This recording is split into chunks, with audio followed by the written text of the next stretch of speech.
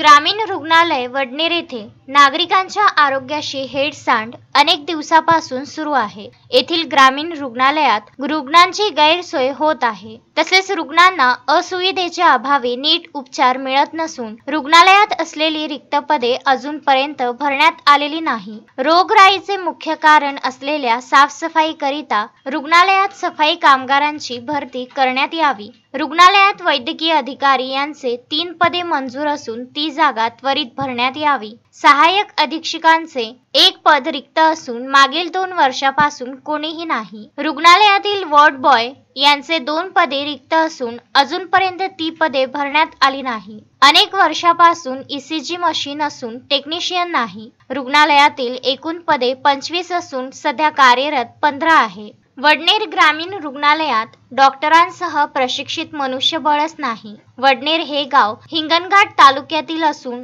येथील ग्रामीण रुग्णालयात नागरिकांच्या जीवाशी खेळखंडोबा सुरू आहे। अनेक रुग्णांना हिंगणघाट उपजिल्हा तर सेवाग्राम सावंगी येथे रेफर केल्या जात आहे। अनेक रुग्णांचे सेवाग्राम सावंगी हॉस्पिटलला जाता जाता रस्त्यातच जीव गमवावा लागत आहे। याला जबाबदार कोण? वडनेर ग्रामीण रुग्णालयात आरोग्य सुविधांचा तुटवडा असल्याने यावर शासनाने व लोकप्रतिनिधींनी तात्काळ लक्ष द्यावे व वडनेर ग्रामीण रुग्णालयातील समस्या सोडविण्यासाठी आपण स्वतः पुढाकार घेऊन रुग्णांना सेवा पुरवून रिक्त असलेली पदे तात्काळ भरण्यात यावी, अन्यथा राष्ट्रवादी काँग्रेस पार्टी तीव्र आंदोलन करेल। तसेच या आंदोलनाचे जे काही प्रतिसाद उमटेल याची सर्वस्वी जबाबदारी ही शासनाची राहील, असा इशारा राष्ट्रवादी काँग्रेस पक्षाचे प्रदेश सरचिटणीस अतुल वांदिले यांनी दिला आहे। यावेळी प्रदेश सरचिटणीस अतुल वांदिले यांच्यासह जिल्हा सरचिटणीस दशरथ ठाकरे, सेल जिल्हाध्यक्ष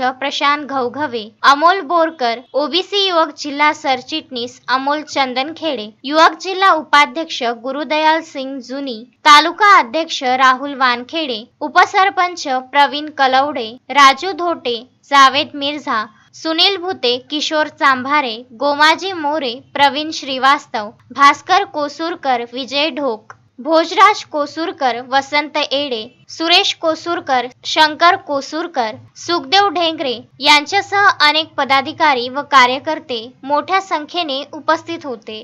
डॉक्टर किशोर स्थूल, विदर्भ न्यूज, हिंगणघाट।